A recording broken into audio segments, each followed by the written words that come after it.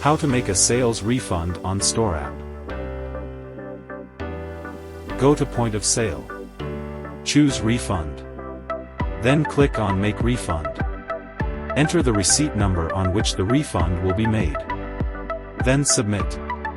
Right-click on the product you want to refund and choose Refund Selected. Enter the quantity to be refunded and submit. Click on Submit to process the refund. For the next step, we need to authorize the refund. To do this, go to Administrative. Click on Inventory Management. Then choose Authorize Sales Refund.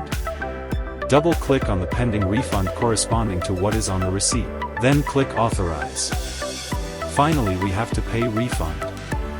To do this, go to Point of Sales. Then Refund.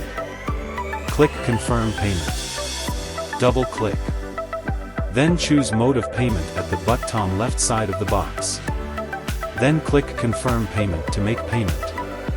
The refund has been successfully made.